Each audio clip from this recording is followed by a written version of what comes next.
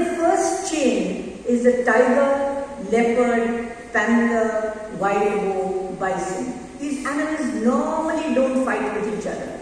They prey on the deer, the fox, the wild dogs, hyena, monkeys, rabbit, hare. Most of the second round requires pastures, trees, vegetation, birds, rodents, etc. And if all this is there, then human survival is also assured. Now, is the existence of tigers in Maldives something new? Because we've heard several times in the papers they say, no for tigers in Goa. There are no tigers in Goa. There are no tigers in Maldives. But that is not true, because tiger populations have long since thrived in the forests of Saptari, Bisholi in North Goa, and Sangye and Kepe in South Goa. This information, this knowledge is ingrained in local communities. That's how you have names like Vageri, meaning the abode of the tigers in Saptari. And I know that people in Saptari were in that sense not afraid of the tigers. They would hear the tiger roar in the distance and know that all is well. Rajendra Kerkar, a very well-known environmentalist who writes very often, he used to say, when I was young, I would hear the tiger, then I could sleep in peace. I said, weren't you afraid? He said, no, the tiger knows the boundaries and we know where we are. I would address the last argument first, equal protection for all. And the court said, tigers by nature, not by us, by nature, they have a apex species. They are at the top. We are not putting them there, but that is how nature has created. Because nature, the way the jungle functions is, you are there, you eat something, you are also food for something else. That's how life goes on. And if there is no tiger, it has a cascading impact on other species. And I told you what it said about the tiger. It also said that you want to say that to the government, you want to say that all are equally protected. Therefore, in Goa was the reason that Goa government declared in 1999-2000 Made Wildlife Sanctuary in North Goa and Netravali Wildlife Sanctuary in South Goa.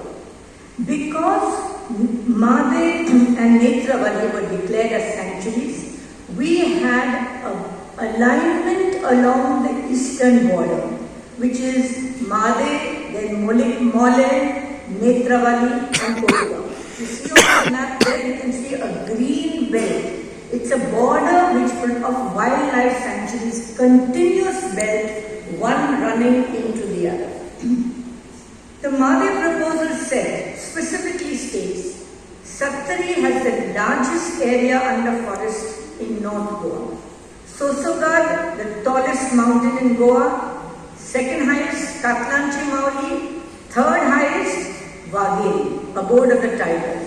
And these mountain ranges act as a corridor for animal movement from Karnataka through Goa to Maharashtra.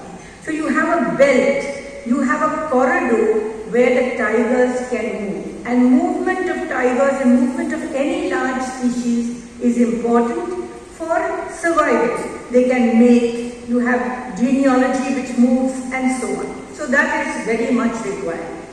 These are the tiger corridors therefore linking Karnataka through Goa with Maharashtra, a long corridor. But tiger presence is not merely confined to local folklore. Rajendra Kerkar said, people said, that's not the only thing which governs the fact that there are tigers in Goa. There was a very big project initiated by the government of India under Mrs. Indira Gandhi in 1973, known as Project Tiger, because tigers' numbers were decimated. And Mrs. Gandhi, who was a passionate environmentalist too, she felt that we need to have a project something which is driving the country at all times and of course which requires money. So the government instituted Project Tiger. And in 2023, that was the 50th year of the project, 1973 to 2023. And the numbers of tigers have increased as a consequence. So the reason for Project Tiger was to protect the decimating tiger population due to poaching. You know, there were the shikaris, hunting was a pleasure, you went to the forest and if you got hazards and so on.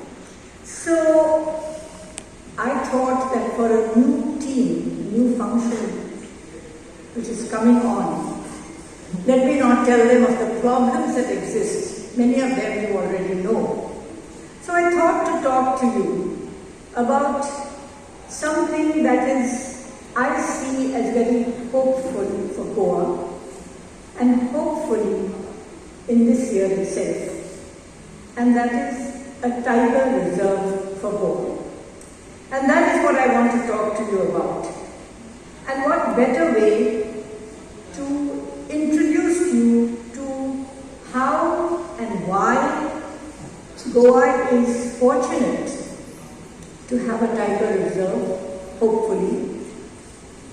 And the best way is to take you through what happened in the High Court and why the court directed a tiger reserve for Goa in the next 3 months. It has not happened as yet because the matter is in the Supreme Court. But it's likely to come up in the High Court in July, it's likely to come up in the Supreme Court in July, August. And as I relate to you, I'm very hopeful that we will get this wonderful facet for Goa, which has been denied by several other states have tiger reserves. So without much ado, because I know it's been a long day and you probably are hungry like me, let me take you through my notes. So it was a year ago, 2023, when the Bombay High Court, presided over by Justices Mahesh Sonak and Bharat Deshpande, delivered a historic judgment in a petition that the Goa Foundation, which I had argued, had filed 4 years earlier. The court directed the state government to notify a tiger reserve for Goa within 3 months. Within minutes of the judgment, the news channels were flooded with appreciation from the people of Goa for this tiger reserve. Not only was it significant, they said, for the protection of Made. You know about the Made River and its relationship for Goa, giving us the Mandovi River and thereon. But there was everybody, to my mind, who was in favor of it, except for the forest minister. And he persuaded the government to appeal the High Court judgment. Now the judgment opens with a very wise and compelling quote from the Mahabharata. It says, if there is no forest, then the tiger gets killed. If there is no tiger, then the forest gets destroyed. Hence, the tiger protects the forest and the forest guards the tiger. Wise words coming from men of long ago. But is there any truth and wisdom in these wise words now in the 21st century? Para 19 of the judgment answers this query. It says, the tiger is a unique animal which plays a pivotal role in the health and diversity of the ecosystem. It is the top predator, top of the chain. That's why forest and tiger, doesn't say lion, doesn't say anything else, forest and tiger. So it's the top predator at the apex of the food chain. So the presence of tigers is an indicator of the well-being of the ecosystem. There are many indirect benefits: protection of rivers and water sources, prevention of soil erosion, water table retention, etc., etc. So the absence of the tiger indicates that not all is well with the forest. If you have a forest where a tiger is a predominant species, you must have the tiger existing. You cannot have a forest without the tiger. It is therefore described as a keystone species, flagship species, indicator species, or umbrella species. In 2018, what happened? Why did the government not notify the tiger reserve? All of a sudden, in 2018, suddenly the movement of the proposal, you know how government proposals, they go from this department to that department, so on, everything came to a grinding halt. The then Chief Minister asked for a study on the implications of declaring a tiger reserve on communities lying in the buffer zone. He wanted a study before forwarding the proposal to the National Tiger Conservation Authority, which it had to do. Nothing happened. No study, nothing. Project thrown in some back file somewhere. Everything went quiet.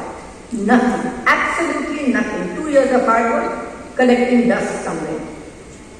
Suddenly in January 2010, there came the news of 4 tiger deaths in the Made Wildlife Sanctuary.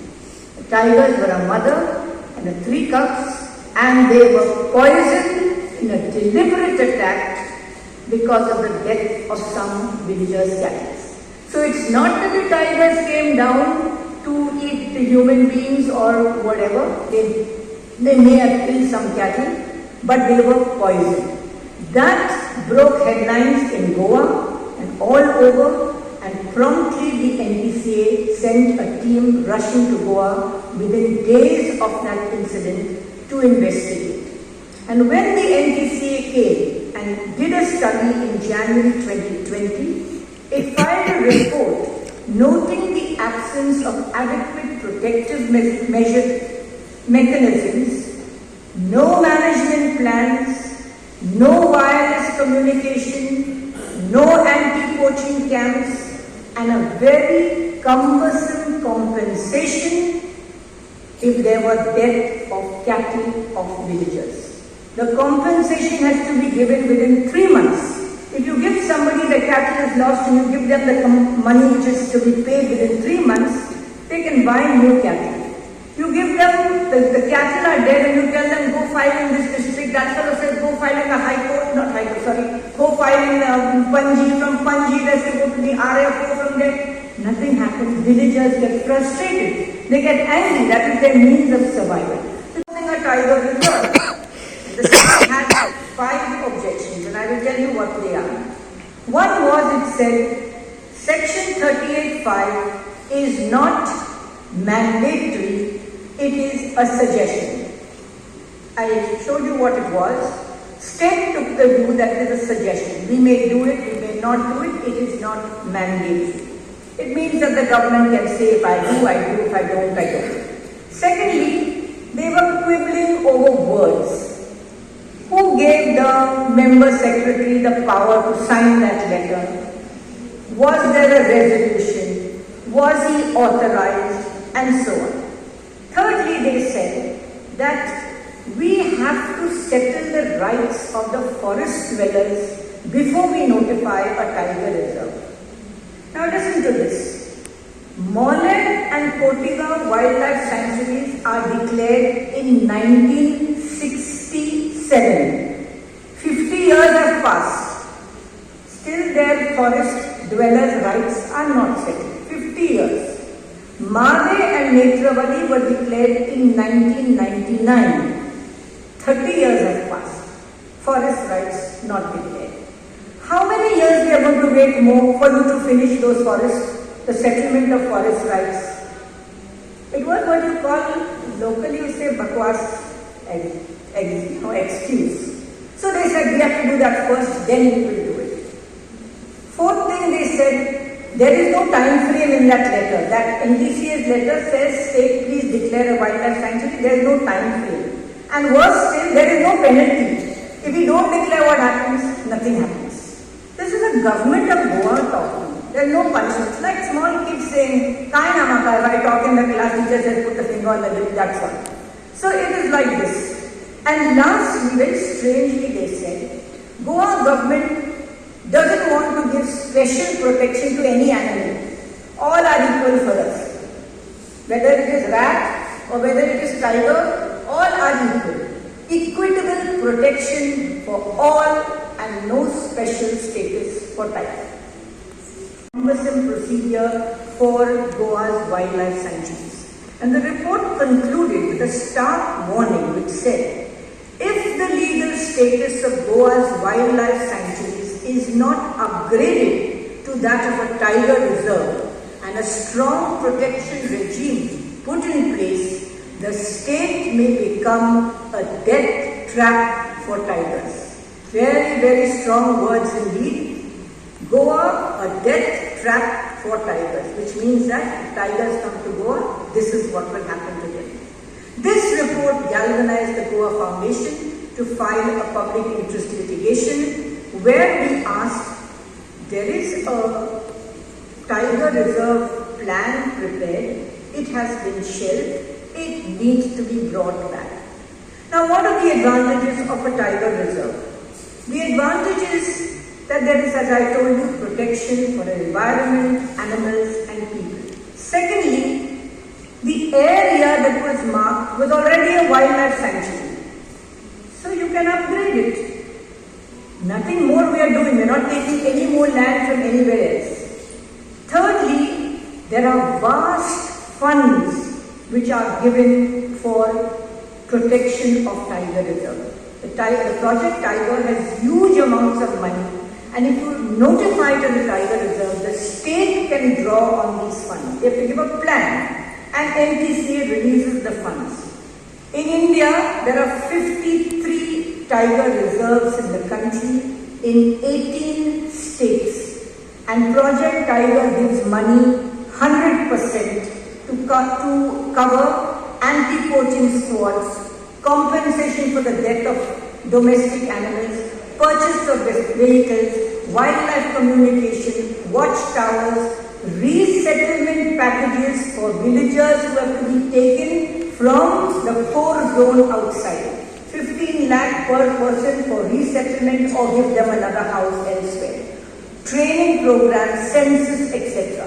It is therefore highly advantageous for the state to notify a tiger reserve.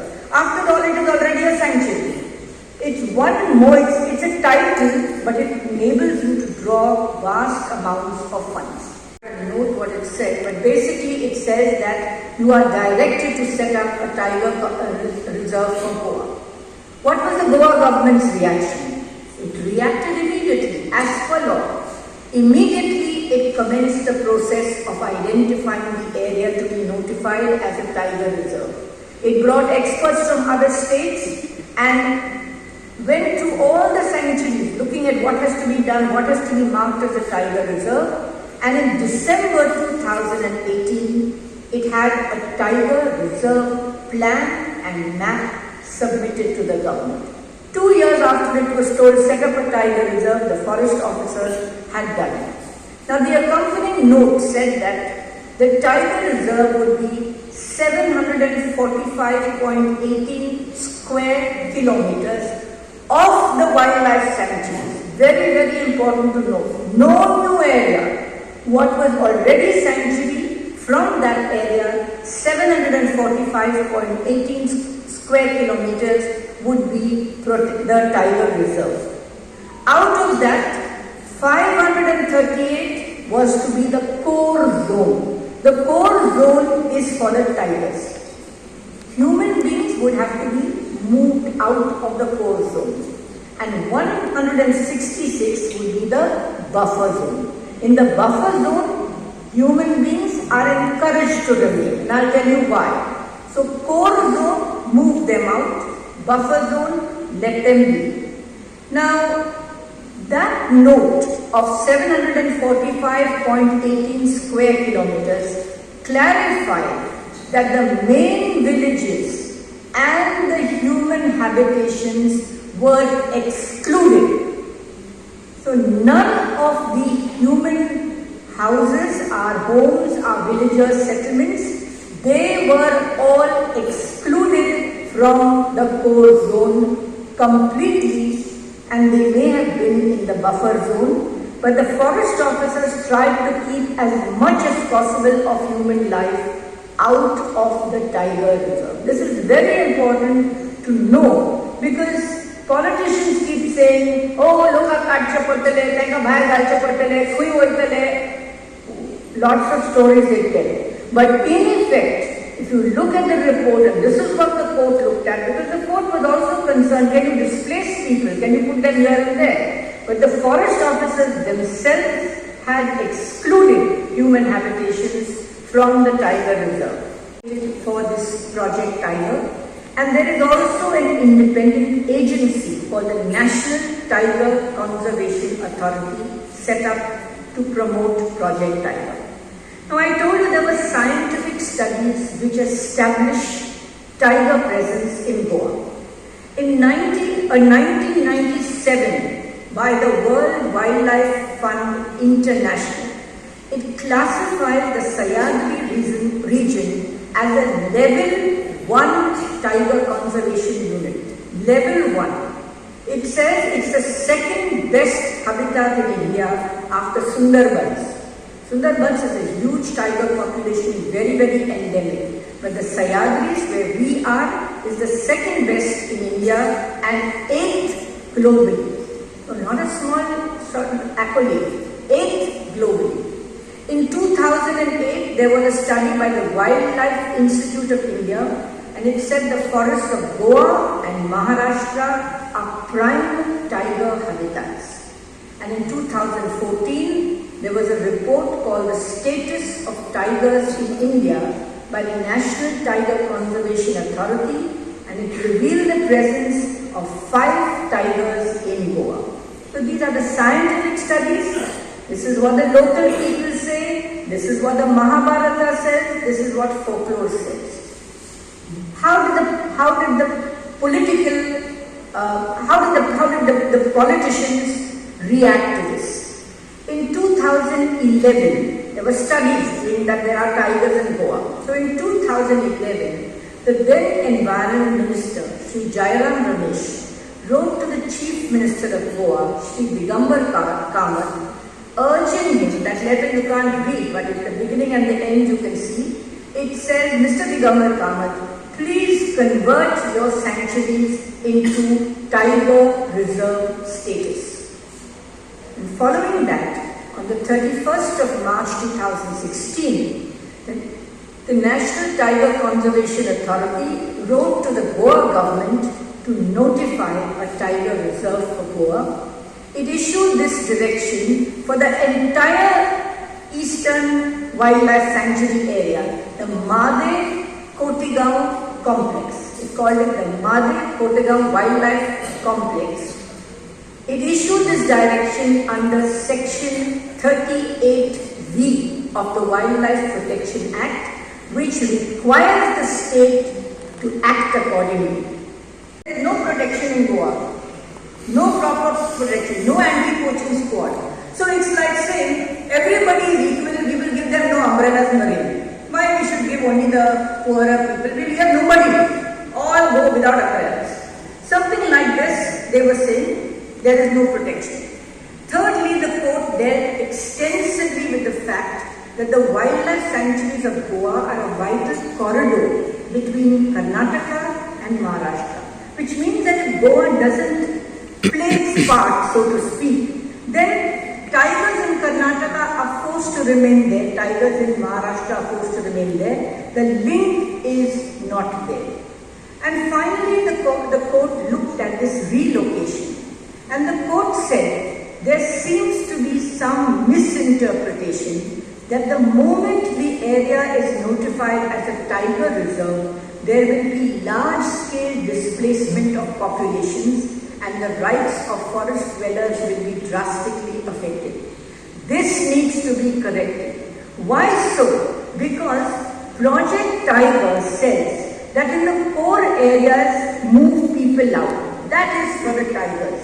But in the buffer area, you can have a variety of programs, all your eco projects. You call people, all these different Pench Tiger Reserve, Sundarban, or people go to visit. So you can have eco-tourism. You can have these places for people to stay. Your local people can become guides. You can have souvenirs which they set up, all of it in the buffer zone. And we will create, the Project Tiger allows to create a kind of fencing which cuts off one area from the other.